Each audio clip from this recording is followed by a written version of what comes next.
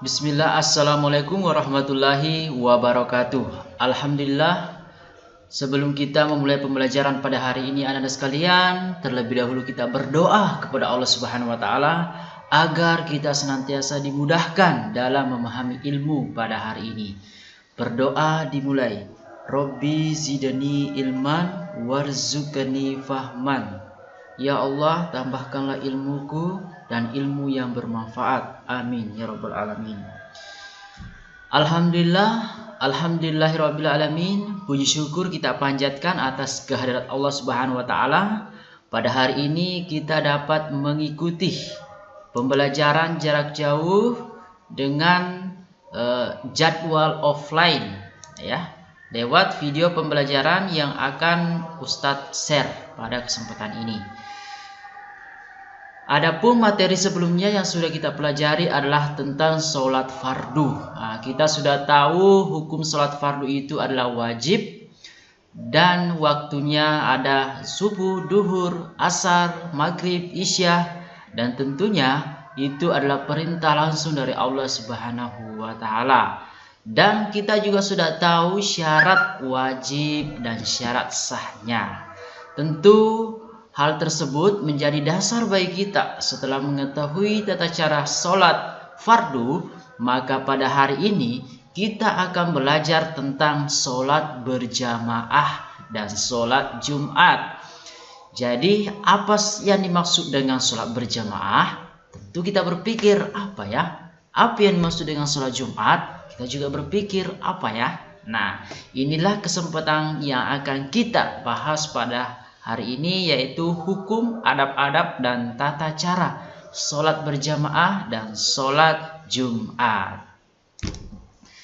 Lanjut, apa yang menjadi tujuan pembelajaran kita pada hari ini anak-anak sekalian? Yaitu tujuan pembelajaran kita setelah mengikuti pembelajaran, peserta didik mampu memahami ketentuan sholat berjamaah dan sholat Jumat serta adab-adabnya, mengetahui tata cara sholat Jumat. Ya.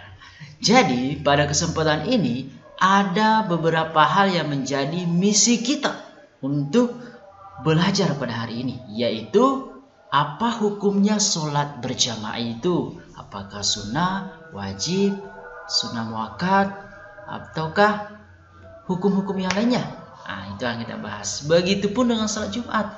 Apakah wajib, fardu ain, sunnah muakkad, atau apa? Nah, kita akan bahas tuntas pada hari ini. Dan juga adab-adabnya kita akan tahu semua hari ini, dan tata cara sholat Jumat.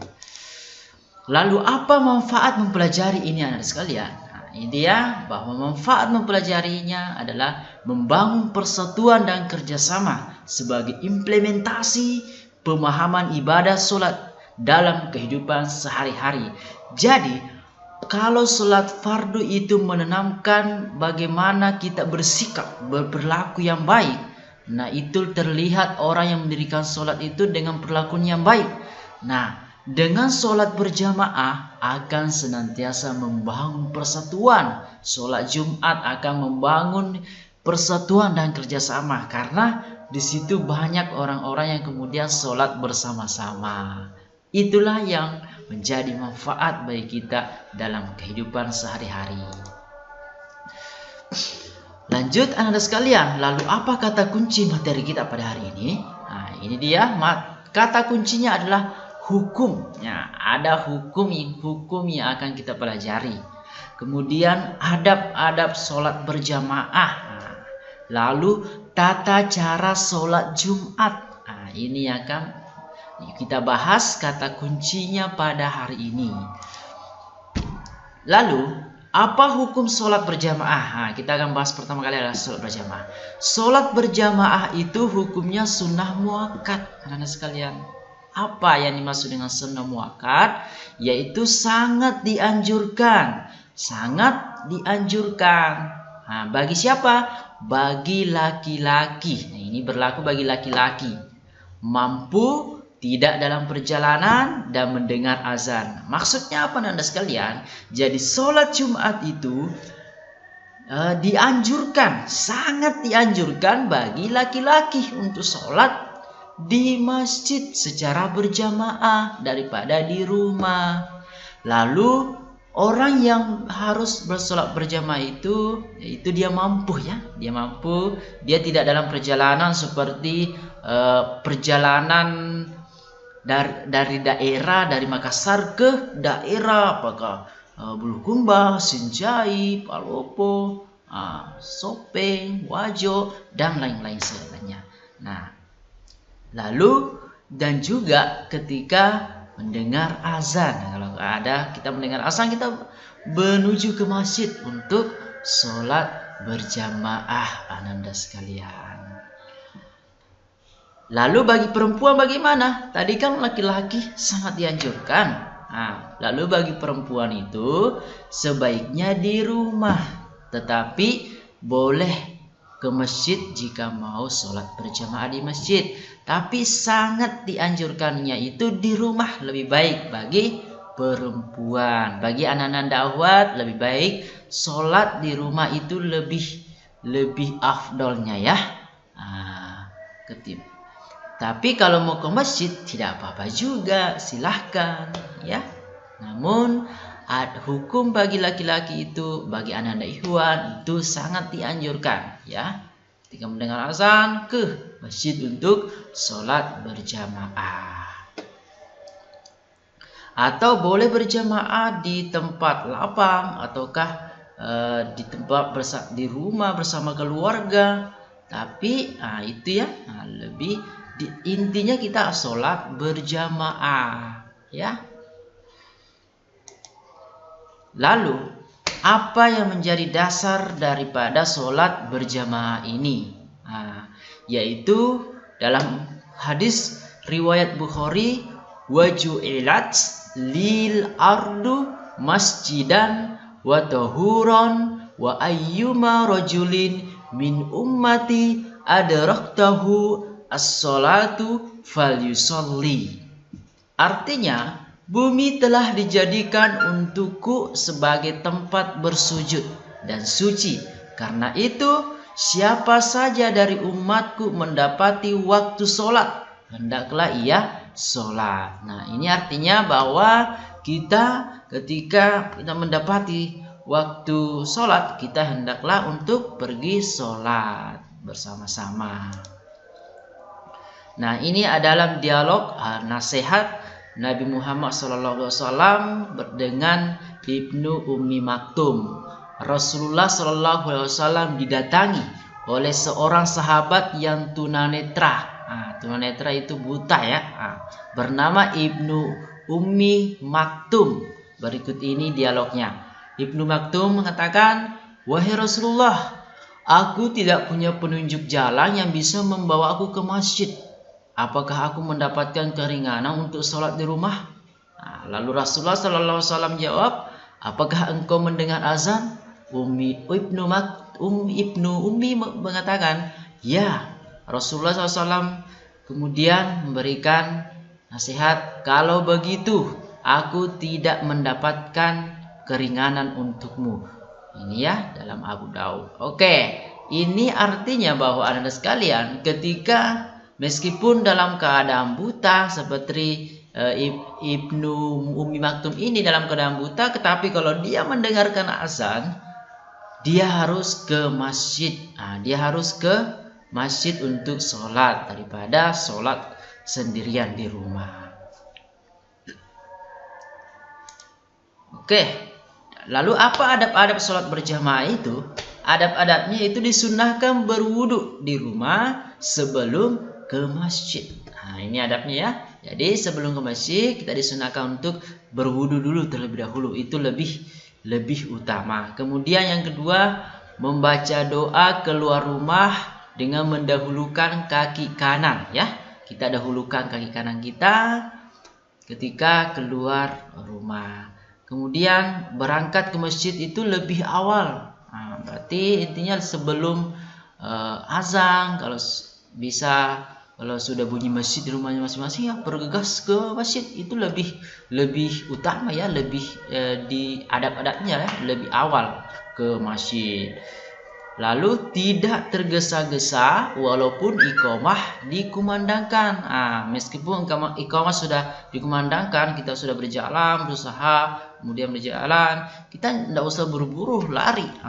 Karena itu tetap dapat pahala berjamaahnya meskipun kita terlambat. Meskipun kita terlambat, kita tetap dapat pahalanya ya. Makanya jangan tergesa-gesa, karena tergesa-gesa itu adalah sifatnya setan dan kita tidak mau bersama sama setan yang bersifat tergesa-gesa. Tetap bersikap tenang, seperti hadis yang sudah kita hafal masing-masing sekalian. Sikap tenang dan sifat tidak tergesa-gesa ya, karena tenang itu datangnya dari Allah dan tergesa-gesa itu datangnya dari syaitan. Oke, lanjut. Adab-adab yang kelima salat berjamaah, yaitu mendahulukan kaki kanan masuk ke masjid dan kaki kiri ketika keluar masjid dengan berdoa. Jadi kita dahulukan masuk ke masjid itu dengan kaki kanan ya, lalu berdoa. Dan begitu kita keluar masjid juga berdoa, dan itu dahulukan kaki kiri keluar dari masjid berdoa ya. Kita sudah hafal semua doanya. Kemudian yang keenam, sholat sunnah rawatib. Sholat sunnah rawatib itu yaitu misalnya sholat subuh. Sebelum sholat subuh itu disunahkan sholat sunnah 2 rakaat. Itu sholat sunnah rawatib. Kalau duhur disunahkan 4 rakaat, 2 rakaat. Kemudian setelah duhur 2 rakaat disunahkan. Kemudian setelah maghrib disunahkan 2 rakaat. Setelah isya disunahkan sholat sunnah 2 rakaat. Itu yang maksud dengan sholat sunnah rawatib. Kemudian yang ketujuh, menunggu waktu sholat dengan banyak berzikir. Menunggu waktu banyak berzikir. Ketika sudah datang lebih awal, berzikir, perbanyak mengingat Allah Subhanahu Wa Taala. Kemudian merapikan saf. Saat berjamaah kita rapikan saf kita dengan tidak ada sampai kelihatan ya, rapat. Kemudian meluruskan dan merapatkan saf. Lalu imam mengingatkan makmum, sedangkan makmum mengikuti imam. Oke. Lalu sholat sunnah rawatib lagi tadi. Sholat sunnah rawatib tadi ini awal ya, kemudian ini setelah. Oke.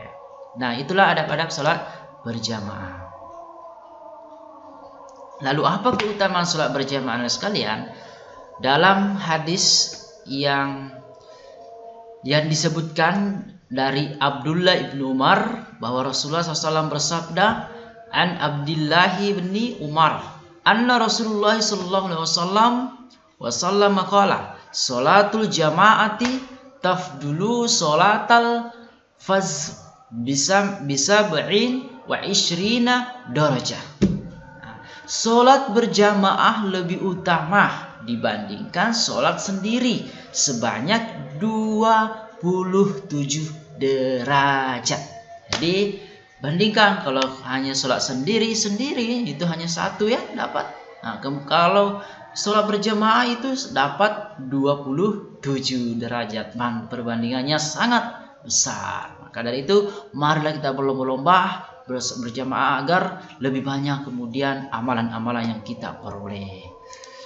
Nah, itu sholat berjamaah. Lanjut yang kedua adalah hukum sholat Jumat. Kita bahas sholat Jumat. Apa hukum sholat Jumat? Itu fardu ain. Apa yang dimaksud dengan fardu ain anak sekalian? Yaitu kewajiban bagi setiap muslim. Wajib bagi setiap muslim laki-laki. Jadi wajib bagi setiap muslim laki-laki untuk melaksanakan sholat Jumat. Ya, sholat Jumat di masjidnya. Oke, kita harus wajib. Tidak ada misalnya kalau ada orang yang sudah melaksanakan gugurlah kewajiban itu tidak. Tapi setiap diri kita wajib ke masjid untuk sholat Jumat. Oke. Lalu dalam Quran surah Al-Jumu'ah, hari Jumat, ini ayatnya tentang sholat Jumat, ayat 9 ya. Dalam Quran surah Al-Jumu'ah, Allah Subhanahu wa taala berfirman, ya ayyuhalladzina amanu idza nudiya lis-salati min yaumil jumu'ah fas'au ila zikrillahi wa zarul bay'. Dzalikum khairul lakum in kuntum ta'lamun. Artinya, hai orang-orang yang beriman, apabila diseru menunaikan sholat Jumat, maka bersegeralah kamu kepada mengingat Allah dan tinggalkanlah jual beli. Yang demikian itu lebih baik bagimu jika kamu mengetahui. Maksudnya apa, Anda sekalian? Apabila imam telah naik mimbar dan muazin telah azan, Allahu Akbar, Allahu Akbar di hari Jumat, maka kaum muslimin wajib bersegera memenuhi panggilan azan itu dan meninggalkan semua pekerjaan. Apakah itu jual beli? Nah, ini disebutkan dalam Al-Quran ya. Nah, jual beli ditinggalkan. Apakah sementara beraktivitas ditinggalkan? Oke, semuanya ditinggalkan. Nah, di sini ditegaskan jual beli, aktivitas jual beli ditinggalkan. Lalu pergi ke sholat, pergi ke masjid untuk sholat Jumat. Apapun aktivitasnya, langsung bergegas pergi sholat Jumat. Ya, karena itu fardu ain, wajib bagi setiap muslim laki-laki. Oke, lanjut. Hadis 4 golongan tidak wajib sholat Jumat. Nah, ini ya hadisnya tentang siapa yang tidak diwajibkan sholat Jumat. Nah, sekalian. Nah, tadi kan yang diwajibkan itu semua muslim laki-laki. Namun ada yang tidak diwajibkan sholat Jumat. Siapa itu? Rasulullah SAW bersabda dalam hadis yang diriwayatkan oleh Abu Dawud, Al-Jumu'atu haqqun wajibun ala kulli muslim fi jama'ati illa arba'atum abdun mamlukum aw imra'atum aw sabiyun aw maridun. Rawahu Abu Dawud. Artinya, sholat Jumat itu hak yang wajib dikerjakan oleh setiap orang Islam dengan berjamaah. Nah, kecuali 4 orang. Siapa itu? Hamba saya. Nah, kalau sekarang kan tidak berlaku lagi hamba saya. Ini zaman-zaman sebelum Islam ini ada yang namanya hamba saya, itu namanya pembantu ya. Ini pembantu ini yang rendah ya, pembantu. Tapi tidak berlaku lagi sekarang. Jadi intinya kita sudah tahu ini tidak wajib. Kemudian perempuan. Nah, perempuan itu tidak wajib ya, tidak wajib sholat Jumat. Lalu anak-anak, nah, itu juga tidak wajib sholat Jumat. Tapi sebaiknya anak-anak itu harus terbiasa sholat Jumat, kemudian datang ke masjid. Dan orang sakit juga tidak wajib sholat Jumat, nah, sekalian. Lalu golongan yang tidak wajib sholat itu, nah ini dia, ada anak kecil, ada perempuan, orang sakit, musafir, dan hamba saya juga musafir ya, yang dalam perjalanan. Oke, lanjut. Pembahasan kita adalah tata cara ibadah pada hari Jumat dan sholat Jumat. Tata caranya yang pertama adalah pada malam dan siang hari Jumat dianjurkan untuk memperbanyak selawat dan membaca surah Al-Kahfi supaya mendapatkan 2 Jumat. Lalu datang ke masjid sesegera mungkin sebelum khatib naik mimbar. Orang yang terlambat sampai di masjid hingga khatib sudah naik mimbar akan kehilangan keutamaan besar dari sholat Jumat. Ya, harus bergegas ke masjid. Kemudian melaksanakan sholat tahiyatul masjid dan memperbanyak amal ibadah sampai masuk waktu sholat dan khatib naik mimbar. Lanjutannya adalah kemudian jika telah masuk waktu sholat duhur, khatib naik ke atas mimbar dan muazzin mengumandangkan azan Allahu Akbar setelah membaca salam. Kemudian khatib melanjutkan untuk membacakan khutbah, berdiri menyampaikan khutbah pertama dan kedua. Ketika khutbah berlangsung, semua jamaah diam dan menyimak isi khutbah. Melakukan kegiatan di luar kegiatan ibadah Jumat akan membuat Jumatnya menjadi sia-sia. Jadi jangan sampai kita suka bicara-bicara sementara khatib membacakan khutbahnya.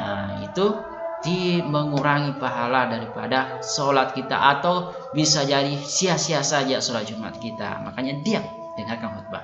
Lalu melaksanakan sholat Jumat 2 rakaat dengan bacaan imam secara jahar atau nyaring ya. Setelah sholat Jumat selesai, baik imam maupun jamaah membaca zikir masing-masing yang pelasir, sebagaimana zikir yang biasa dibaca setelah sholat wajib lainnya. Setelah selesai berzikir, masing-masing berdoa. Setelah zikir berdoa, masing-masing berdiri untuk melaksanakan sholat sunnah. Nah, itu tata cara sholat Jumat anak sekalian. Jadi itulah materi kita pada hari ini. Adapun materi selanjutnya yaitu adab berpakaian. Baik anak sekalian, syukran jazakumullah khairan barakallahu fikum. Adapun renungan hikmah tentang sholat pada hari ini, sholat berpengaruh melahirkan kesucian jiwa, tazkiyatun nafs. Orang yang terbiasa menjaga sholat 5 waktu dan sholat-sholat lainnya akan pandai meninggalkan segala jenis keburukan serta memiliki akhlak yang mulia. Firman Allah Subhanahu wa taala, "Dirikanlah sholat, sesungguhnya sholat mencegah dari perbuatan-perbuatan keji dan mungkar." Al-Ankabut surah ke-29 ayat 45. Rasulullah SAW bersabda, seorang muslim dicirikan dengan muslim lain selamat dari lidah dan tangannya. Orang yang berhijrah adalah orang yang meninggalkan perkara yang dilarang Allah. Dalam hadis Bukhari 5-6119. Oke, syukur sekalian, semoga bermanfaat pada hari ini tentang sholat berjamaah. Ayo kita berlomba-lomba untuk sholat berjamaah, dan sholat Jumat menjadi kewajiban bagi kita semua. Ayo kita berlomba-lomba untuk sholat bersama-sama di masjid dan berjamaah. Kemudian sholat Jumat, tinggalkan segala aktivitas. Oke, kita tutup dengan doa kafaratul majelis. Subhanakallahumma bihamdik, asyhadu an la ilaha illa anta, astaghfiruka wa atubu ilaik. Wassalamualaikum warahmatullahi wabarakatuh.